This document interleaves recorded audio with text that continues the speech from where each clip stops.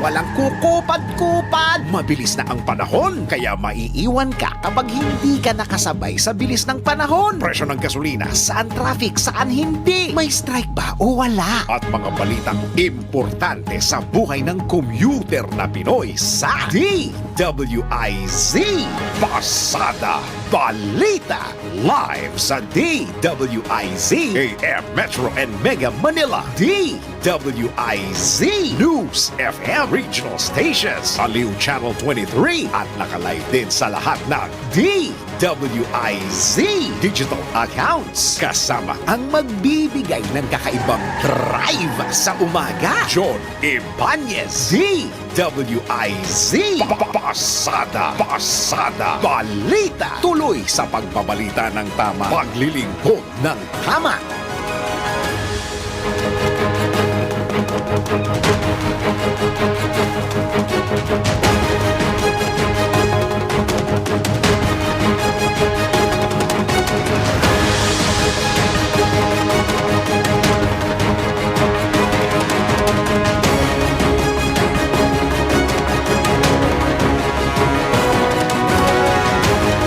Narito na ang headlines sa Pasada Balita ngayong araw ng Thursday, July 4, 2024.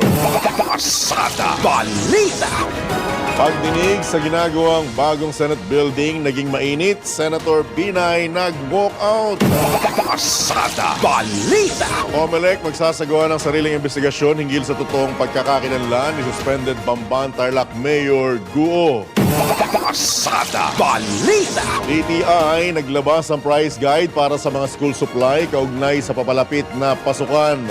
Pasada Balita. Sa balita sa ibayong dagat, mahigit 20 katao patay sa pag-atake ng armadong grupo sa isang kasalan sa Africa. Pasada Balita. Sa balitang pangkalakalan, foreign direct investments inaasahang tataas ngayong taon. Pasada Balita. At sa balitang pampalakasan, ang tabayanan ng ikatlong bahagi ng interview ni Anthony Suntay. Bawal ang babagal-bagal. Bawal ang kukupad-kupad.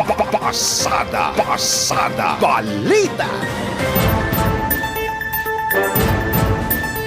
Magandang umaga, Luzon, Visayas, Mindanao, Pilipinas. Ako po ang inyong tagapaghatid balita, John Ibanez. Pasada Balita. At ngayon, pasadahan na natin ang mga nagbabagang balita. Pasada Balita. Pinuna ni Senate Committee on Accounts Chairman Alan Peter Cayetano ang report ng Department of Public Works and Highways hinggil sa pagkakadelay ng konstruksyon ng new Senate building sa Taguig City. Ito'y matapos na maantala ng 852 days ang konstruksyon ng nasabing bagong gusali. Paliwanag naman ng operations head at engineers ng new Senate building, ito'y dahil sa mga revisions at variations ng plano. Gayunman, iginiit ni Senador Cayetano na posibleng naiwasan ito kung nagkaroon ng pag-uusap ang kontraktor at Senado bago ang detailed architectural and engineering design. Napag-alaman din ng Senador na wala pang nakatakdang completion date para sa nasabing bagong gusali. Pasada Balita. Samantala, nagkainitan sina Senate Committee on Accounts Chairman Senator Alan Peter Cayetano at dating Senate Committee on Accounts Chairperson Nancy Binay sa pagdinig hinggil sa ipinapagawang bagong Senate building sa lungsod ng Taguig. Ayon kay Senator Cayetano, binusisi ng kanyang komite ang proyekto matapos mapansin mismo ni Senate President Francis Chis Escudero ang malaking pondo na nakalaan para rito. Nagsimulang uminit ang diskusyon ng dalawang senador matapos sabihin ni Senator Binay na hindi dapat magpaumanhin ang DPWH sa Senado gaya ng nais ni Senator Cayetano dahil sa mga ipinakitang dokumento ng kagawaran sa nasabing komite. Tumagal ng ilang minuto ang paulit-ulit na sagutan ng dalawa dahil giit ni Senator Binay 21 billion pesos pa lamang ang nagagamit na pondo na siya namang pinapasinungalingan ng hawak na dokumento ni Senator Cayetano na 23 billion pesos na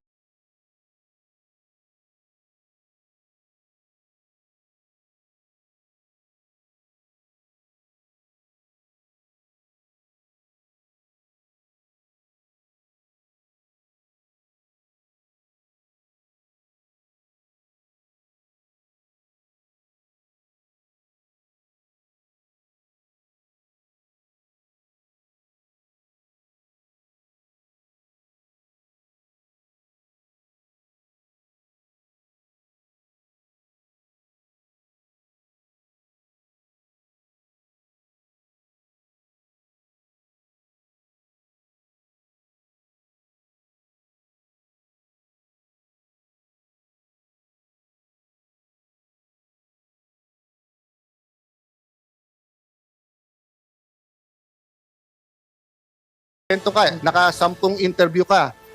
Baka naman ito yung Makati Taguig.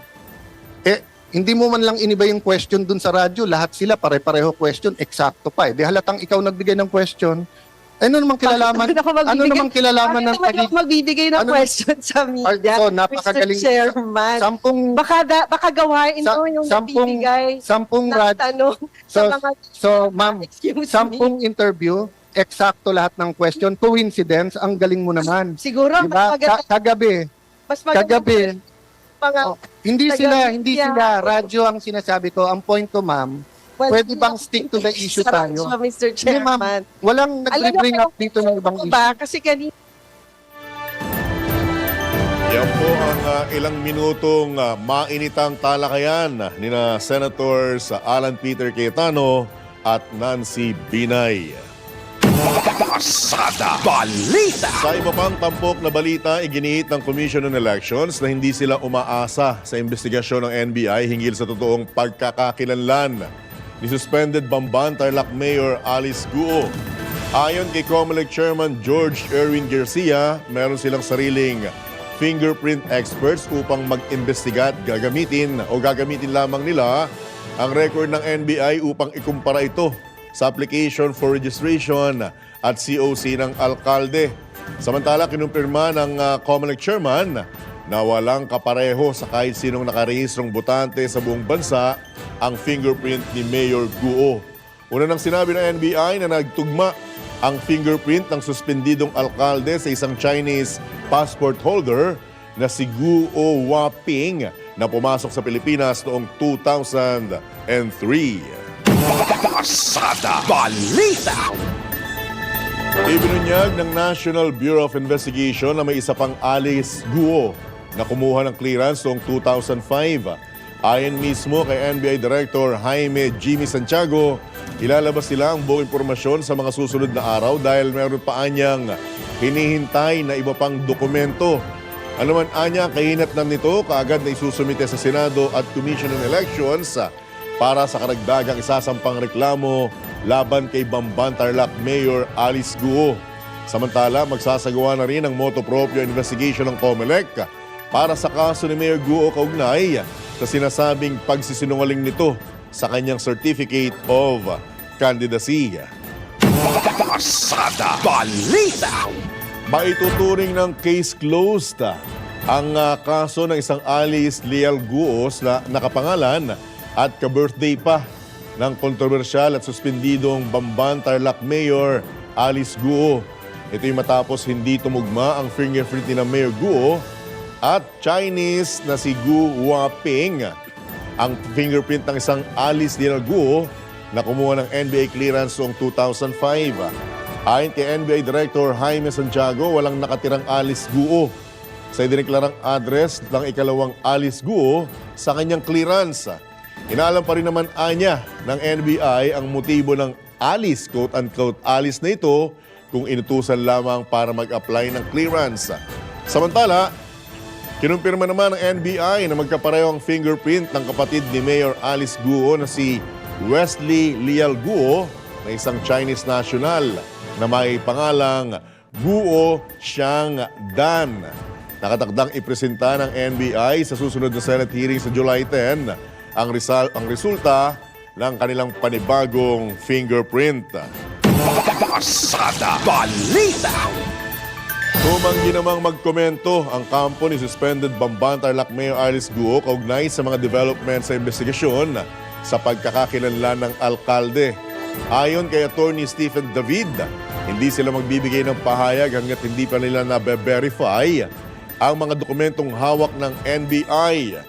Aminado naman si Attorney David na nakatakda lamang niyang depensahan si Mayor Guo sa mga isyu ng pagkakaroon ng illegal pogo hub sa Tarlac, ngunit nadagdagan ang mga aligasyong ibinabato dito. Sa kabila nito, handa naman anya ang kanilang kampo na ipagtanggol ang nasabing alkalde. Pasada Balita!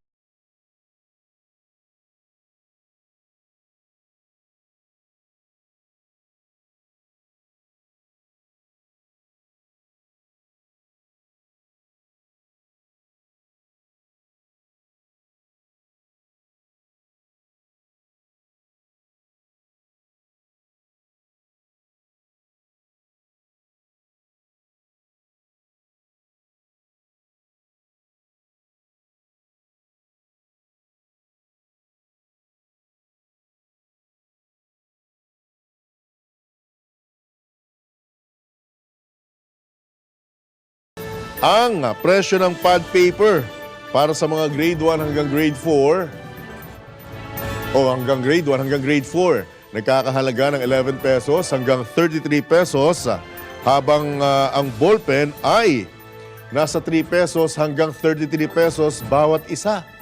Ballpen yun. Umabot naman sa 16 hanggang 29 pesos ang presyo ng ruler habang ang pantasa naman nasa 15 hanggang 69 pesos bawat isa. Samantala, pinayuhan naman ng DTI ang mga consumer na suriing mabuti ang label ng mga school supply. Pasada Balita! Pasensya na ha, kasi parang nagulat ako, notebook, 52 pesos? Ha? Wow! Tapos yung pad paper, hanggang 61 pesos? Oo nga, depende sa klase. Palibasa nung nakatapos, pasensya na ho ha, palibasa kasi nakatapos ako ng kolehiyo, hindi po ako nakagastos or nakaubos ng isa man lang pad paper, kahihingi sa mga klase. Lalo na nung college, papasok para manghingi ng manghiram ng ballpen at saka manghingi ng pad paper pagka may examination. Anyway, gano'n na pala kamahal ha. Wow! Tapos yung ruler, hindi ako makamove on. Ruler, 69 pesos.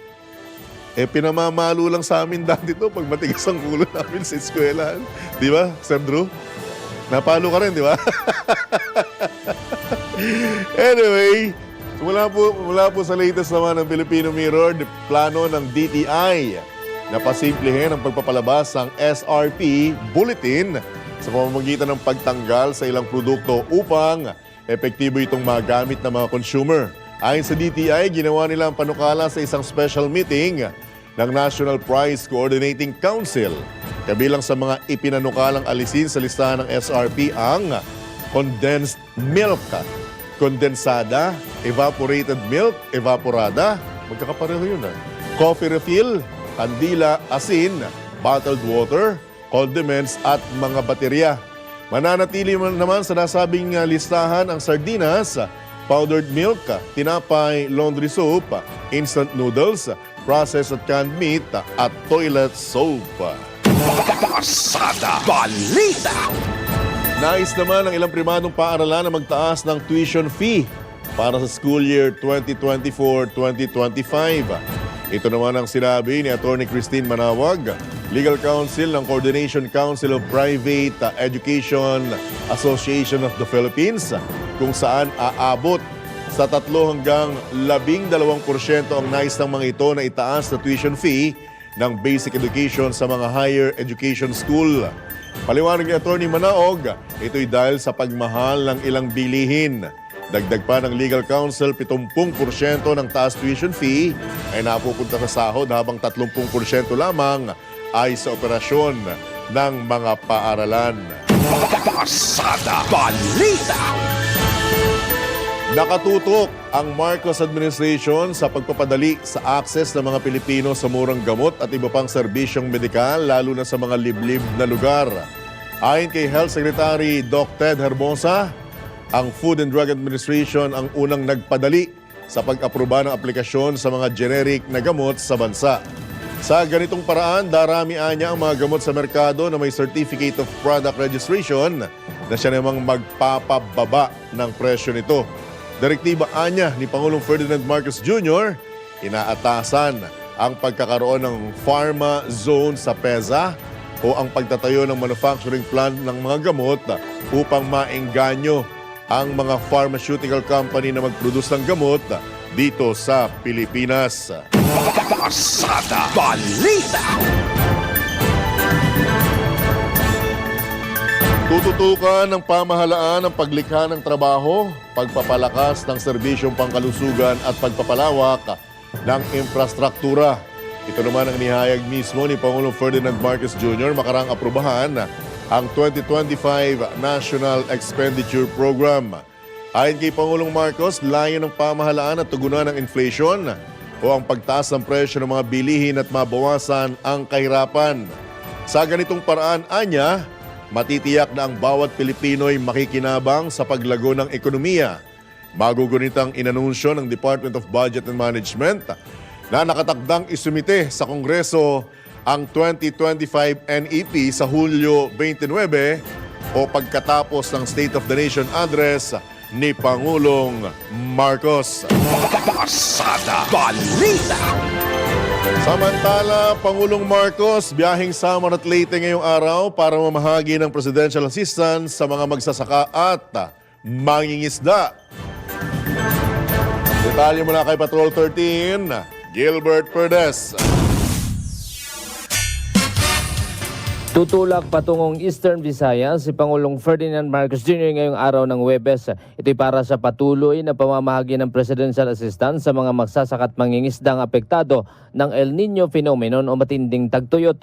Unang bibisita ang Pangulo sa Palo, Leyte para sa pamimigay ng cash aid, mga kagamitan sa pagsasaka at iba pang tulong, habang pagkakaloban din daw ng ayuda ang mga lokal na pamahalaan.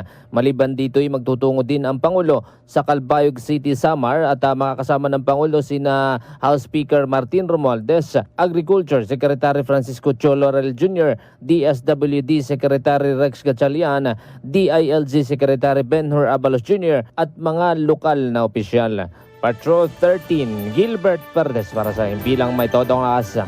DWIZ, nagbabalita ng tama, naglilingkod ng tama. Kapag may bagong balita, naka-on air, agad-agad, DWIZ Patrol Report.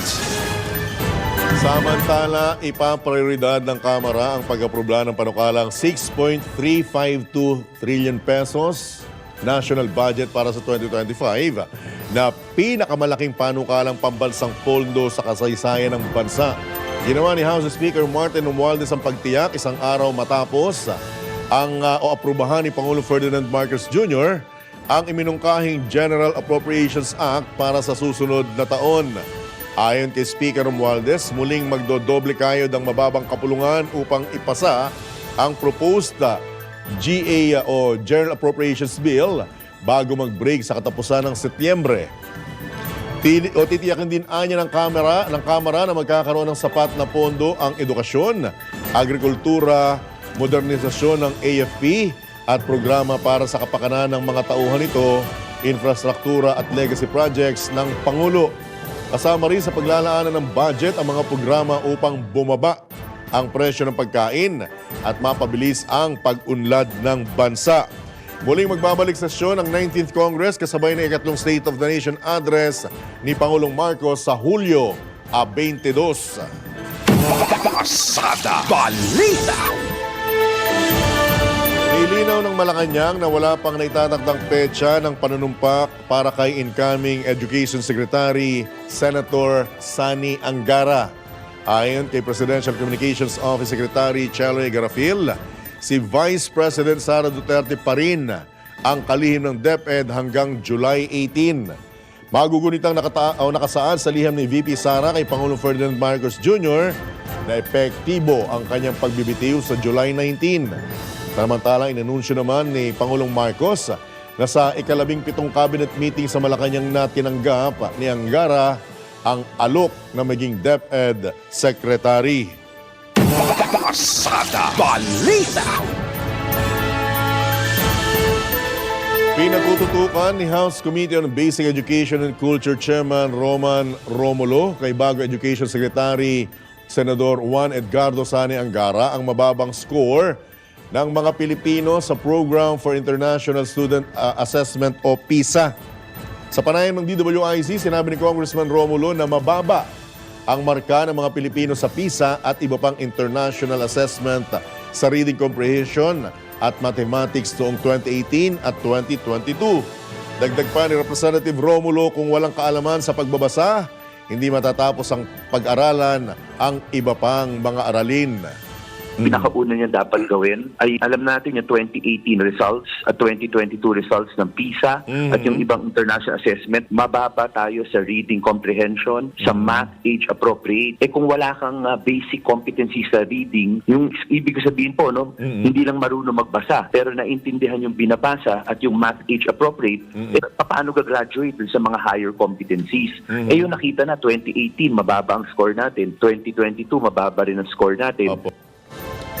Ayon sa kongresista, niresolba na ito ng DepEd sa pamamagitan ng pagbabawas sa mga subjects sa grade 1 hanggang grade 3 sa matatag curriculum. Ngunit, ipinatupad lamang ito sa 35 mga paaralan. Noong last year po, 2023, nagbigay na po ng solusyon ang Department of Education. Ang sagot po nila dito, yung matatag curriculum. Ang sabi nila, bawasan natin yung subjects sa grades 1, 2, 3 para nakafocus tayo sa basic functional literacy, yung reading. So, ang problema po, hindi naman in-implement ng malawakan ng DepEd. Alright. Parang pinilot lang nila 35 DepEd schools out of 38,000 plus schools. Dahil dito umaasa si Congressman Romulo na gagawin kaagad ng bagong talagang kalihim ng DepEd ang mga reforma sa edukasyon. Alam natin ang solusyon ay i-decongest yung number of subject pati curriculum. So hopefully po, no, Senator Sani hits the ground running at kaagad-agad yung mga reforms na ito ay gawin agad. Kasi kung hindi mapapalit ang sistema natin. Yung scores hindi rin mag-i-increase. So yan po, isa sa mga low-hanging fruits. Yan naman po ang tinig ni House Committee on Basic Education and Culture Chairman Roman Romulo sa panayam ng DWIZ. Pasada Balita! Tiniyak naman ng DepEd na hindi maapektuhan ng pagbabago sa liderato ng ahensya ang paghahanda para sa pagbubukas ng klase sa Hulyo 29. Ayon kay DepEd Undersecretary Michael Powa, umarangkada na enrollment sa ilang paaralang gayon din ang iba pang aktibidad. Naghahanda na rin anya ang DepEd upang pagdating ng school year, madali na lamang ang transition para kay bagong Education Secretary Sani Angara. Sinabi pa ni Yusek Powa na nagkasana rin ng interagency meeting ang DepEd para sa magiging plano sa Brigada Eskwela o ang tao ng School Maintenance Program na nilalahukan ng lahat ng mga education stakeholder. Pasada Balita! Oras! 25.5 minuto na po makalipas ang ikapito ng AM. Pasada Balita! Sa pagkakataon pong ito, mga kabalitaan at kabalitaktakan, tayo pipinalad na makakausap ang isa sa mga bida doon sa nangyaring mainitang talakayan sa Senado kahapon sa katauhan po ni Senator Nancy Binay, Chairperson ng Sustainable Development Goals, Innovation and Futures Thinking. Senator Binay, good morning po. Johnny Banyas, live na po tayo sa DWIZ, Aliw Channel 23. Yes, magandang umaga, John. At syempre, magandang umaga sa lahat ng nanonood at nakikinig ng programang Pasada Balita. Opo. Kamusta na po kayo sa Senator Binay? Nakapag-almusal na po ba kayo? Hindi pa nga eh. Hindi pa tayo nag-almusal. Alright. Ay, tatanong ko, sandali natanggap mo ba yung tanong na itatanong mo sa akin ngayong umaga? Actually, yun nga pong itatanong ko sa inyo. Naipadala nyo na po ba yung tanong? Kasi FYI bahagi ka nung 10 interview.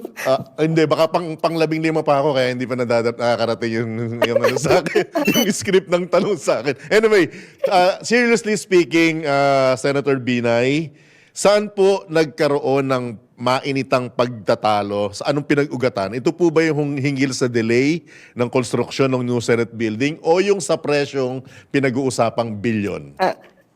Sa akin kasi, John, kung napanood mo yung buong hearing na ginawa niya, nagmamonitor kasi ako sa kwarto ko at kitang-kita ko na hindi makapagpaliwanag ng maayos yung mga taga-DPWH na tuwing mag-i-explain sila, pag hindi niya gusto yung paliwanag, pinahihinto niya sa pagsasalita. So parang lumalabas na, sabi ko nga it reminds me of 2015 na, 'di ba, binubuli niya yung mga resource person. So kitang-kita naman na parang meron na siyang conclusion. na dapat yung DPWH, ang mga sagot nila, nagsusupport dun sa, kumbagang tinutumbok niya na issue doon sa Senate building. At uulitin ko din, di ba, na, di ba may kasabihan nga na, fool me once, shame on you, fool me twice, shame on me. Kita-kita natin, di ba, same senator, may building, may hearings kasi nabanggit din niya sa opening statement niya na hindi lang isang hearing yung gagawin niya pagdating dito sa building. Opo. So, alam ko na at the end of the day, ang tinutumbok niya, sirain ulit yung pangalan na Binay. Dahil, let's go back to 2015, 2016 na meron silang pinatakbo laban sa kapatid ko noong 2016. Di ba medyo nagbibitaw naman tayo ng salita na option natin na tumakbong local. So, ang nakikita ko doon talaga siya papunta. Mukhang masasayo bang Senator Binay na ito'y personal na ginagamit lamang ang pagdinig na ito para sa personal na hangarin?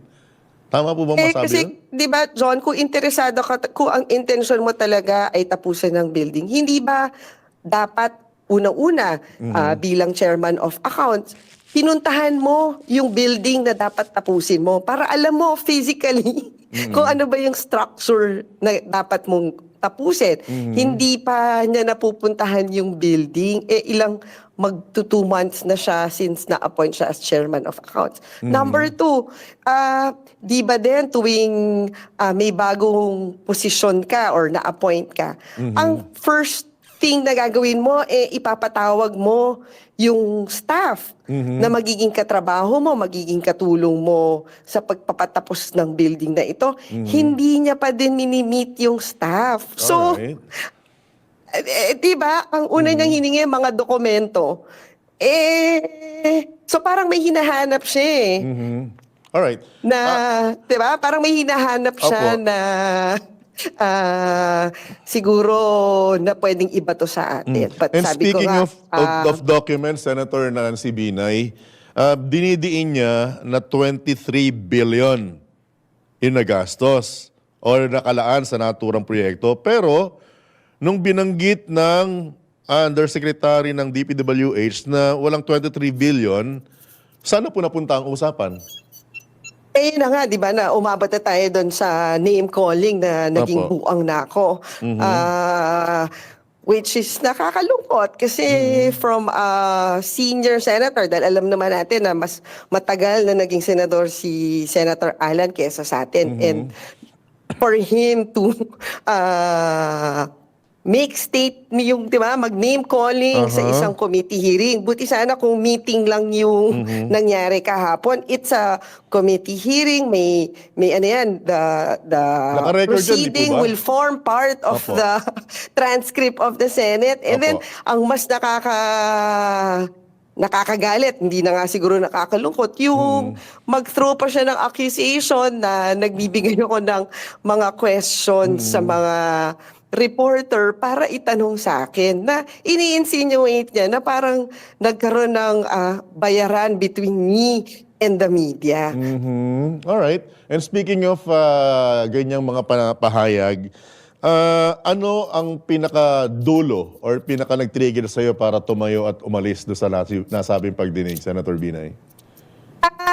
Kasi 'di ba, ang point ko, ang gusto ko lang din naman talaga malaman kung magkano ba talaga yung nasa dokumento ng DPWH. So nung sumagot si Yusek Sadain na wala sa dokumento nila yung amount na yon, tayo yung nagpasalamat na dahil yun lang naman yung gusto natin madinig na nasagot from DPWH. Pero ang dating po sa ibang mga nakapanood at hindi nakita yung kabuuan ng pagdinig, pikon talo. So napikon ka po ba, Senator Binay, at pabasa ibang Hindi. natalo ka? Hindi po tayo napikon. Sa akin lang, nakuha naman natin yung sagot na gusto natin. Yun lang naman yung gusto kong marinig. And nung sumagot na si Yusek Sadain, dahil nagkakainitan na nga, nag-move na nga si Senator Padilla to suspend the hearings, pero hindi rin pumayag dun sa suggestion niya. Kaya, syempre ayaw din naman natin na mas lumala pa yung sitwasyon dahil because at the end of the day, ayaw ko din naman na sirain yung Senate as an institution dahil bilang senador, responsibilidad ko din na protektahan ito at Apo. minarapat ko dahil alam ko naman dahil dun sa exchange na nangyari sa amin kung walang kakalas talagang hindi made-diffuse yung tension. Ano po ang kinahinat na nung pagdinig kahapon, ma'am? Ang na hindi talaga siya interesado tapusin yung building. Meron siyang another agenda. And Okay. para sa akin ang agenda Makati. Makati. Ba't naman tayo napunta sa Makati? Kasi John, remember nung nag-hearing siya nung 2015, diba? Tapos nung nagkaroon ng eleksyon nung 2016, meron silang minanok na kalaban okay. ng kapatid ko. Aha. Yung tao na yon mukhang may balak pa din, diba? Alright. So, Okay. tingnan natin, diba? May susunod na pagdinig pa po ba, Senator Binay, sa issue na yan at anong plano niyong gawin, if ever na meron pa? Ang nabanggit niya kasi nung opening statement niya, hearings So hindi ko alam kung gusto niyang talunin yung ginawa niyang 24 hearings Wow. sa amin. Nung 2015, umabot ng 24 or 25 Wow. hearings yun. So hindi Record-breaking ko yata alam yun, kung... Yes, record-breaking yon. So hindi ko alam kung yun pa din yung binabalak niya pagdating dito sa Senate bill. Opo. Ito po, wala po sa tanong na ipinadala niyo sa akin. Joke. Galit po ba kayo kay Senator Alan Peter Cayetano, Senator Binay? I guess, di ba, parang tao lang din naman tayo na nasasaktan, di ba? For me, kalabisan na yung ginawa niya sa pamilya ko noong 2015 at balik-balikan ko nga yung saying na fool me once, shame on you, fool me twice, shame on me. So, sa ngayon, parang hindi ko papayagan na ang isang Alan Peter Cayetano sisirain muli yung pangalang Binay. At kung magkakasalubong kayo, malapit na SONA, ma'am. Anong plano? Magkakaiwasan ba? Wala bang kamayan? Wala bang apir-apir? Yan yung isa natutunan ko kay dating SP Soto tsaka kay Senator Greg Honasan. Kasi nung pumasok tayo noong 2013, parang sila yung tumayong mentor ko sa Senado na nung sa kainitan na tinitira yung pamilya ko through a committee hearing, talaga ang advice nila sa akin, you have to go above that. You have to be a statesman, yung statesman na kailangan civil ka pa din. Kasi at the end of the day, ang sa akin naman, di ba, may mga kanya-kanyang trabaho kami. So yung personal issues namin dalawa, hindi dapat makaapekto dun sa trabaho namin bilang senador. Lalong-lalo na marami tayong problema, marami kaming mga bills na dapat talakayin. Lalong-lalo na patapos na yung term natin. So, gusto naman natin na magtapos tayo bilang senador na marami tayong nagawa. Ramdam na ramdam yung emosyon, Senator Binay. Mukhang hindi ka na makakapag-almusal. Or mas mapapalakas yung kain. Anyway, nasa inyo po pagkakataon. Baka may karagdagan pa po kayo mensahe. Senator Binay, go ahead. Yes, hindi. Una-una gusto ko magpasalamat, John, at binasa mo yung mga tanong. Patay ako niya, Senator Binay. Gusto ko lang batiin yung mga magulang ko, ang ating dating Vice President Binay, tsaka ang aking nanay, ang dating Mayor ng Makati, Elenita Binay, dahil 52nd wedding anniversary nila today. So Still strong. happy wedding Congratulations anniversary. po. Happy anniversary. Alright. With that, Senator Nancy Binay, as always, bukas po ang palatuntunan ng himpilang ito for updates sa inyong side at sa mga nangyayari sa Senado. Maraming salamat. Good morning and God Maraming bless po. salamat. Thank you. Alright. Yan po si Senator Nancy Binay, Chairperson ng Senate Committee on Sustainable Development Goals, Innovation, and Futures Thinking. Sa mga staff po or maging kay Senator Alan Peter Cayetano, if you're listening, Bukas po ang himpilang ito at ang palatuntunan ito para naman sa panig ninyo. Actually, kahapon, sinikap po namin kayo matawagan, kontakin para makausap.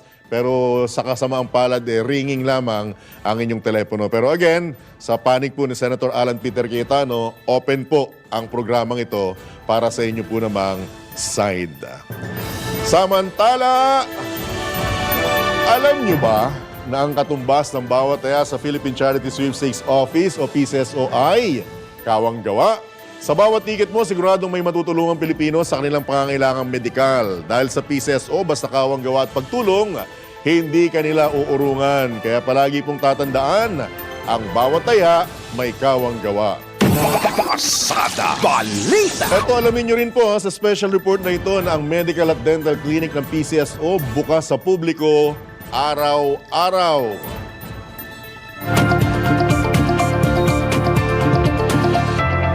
Bukod sa madaling proseso ng pagpapacheck up sa Philippine Charity Sweepstakes Office o PCSO, tiniyak ni Dr. Ruel Aparato, Head of Medical Services Department ng ahensya, na araw-araw may available na doktor sa kanilang multi-specialty clinic. Pakinggan natin ang kanyang pahayag.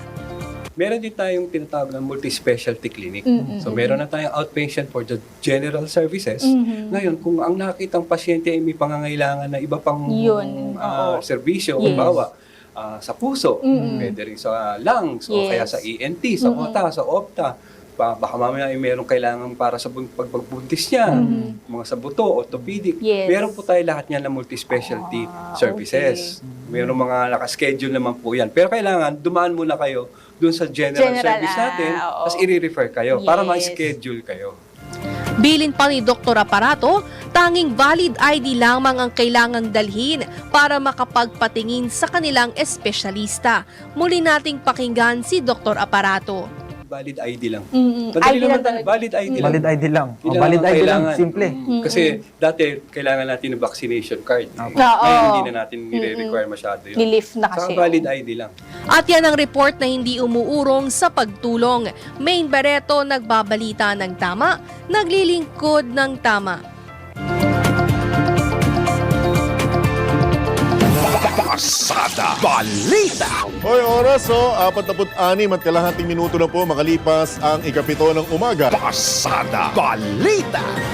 Sa iba pang tampok na balita, Malacanang may lambing sa mga LGU kaugnay sa 2025 National Expenditure Program. Detalye nagbabalik, Patrol 13, Gilbert Perdes. Gilbert.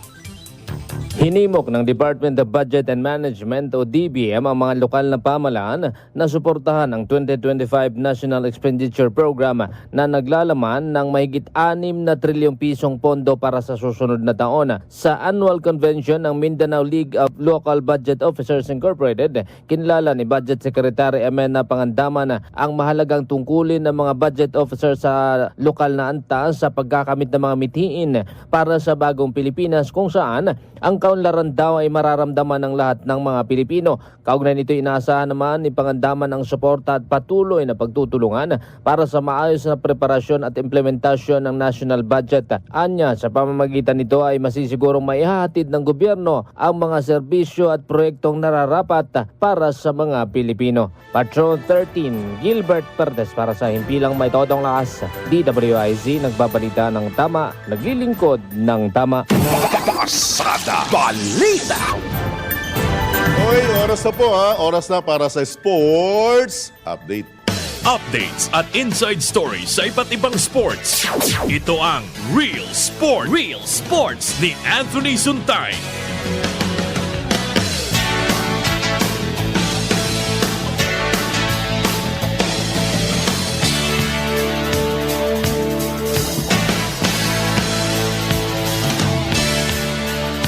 Magandang umaga. Ngayong part 3 ng ating interview kay Freddy Gonzalez ng PFF. Okay, Freddy, I wanted to find out for you and the new staff here, the new group at the PFF, what's your vision for Philippine football? Well, the vision on the PFF as a whole is to really, the vision and the mission of the PFF as a whole right now is to really develop local football in all aspects. So that means from the players, the referees, the coaches, competitions, staffing, all of that stuff. Because that's the only way you can sustain, proper growth moving forward. So ultimately, all of these things have to be done together. You can't just say, oh, we're just going to develop local players. But if you just develop local players and you don't develop the coaching, you don't develop the referees, you don't develop the competitions, where are these players going to play? How are they going to get the match fitness that they need week in, week out to be able to play in the international games? Part 4 bukas. Real Sports ni Anthony Suntay sa DWIZ 882. Pasada Balita. Balitang pangkalakalan. Inaasahang tataas ang foreign direct investments ng bansa ngayong taon. Binigyang diin ni Bangko Sentral ng Pilipinas Deputy Governor Francisco Daquila Jr. na dahil sa interes ng mga Japanese investor, tumaas ang FDI sa $9.5 billion mula sa inaasahang $9 billion sa unang bahagi ng taon. Nabatid na simula noong 2019 hanggang Pebrero ngayong taon, ikalawa ang Japan sa may pinakamalaking source ng FDI ng bansa. Mga balitang dapat alam mo kahit sa labas ng bansa. DWIZ Balita sa ibang bansa. Patay ang hindi bababa sa 21 katao sa pag-atake ng armadong grupo sa isang kasalan sa Mali. Ayon sa mga otoridad, pinalibutan ng mga armadong kalalakihan ang mga bisita sa nasabing pagdiriwang at doon nagpaputok ng baril. Wala pang grupo na umaako sa nasabing pag-atake sa nasabing bansa. Pasada Balita.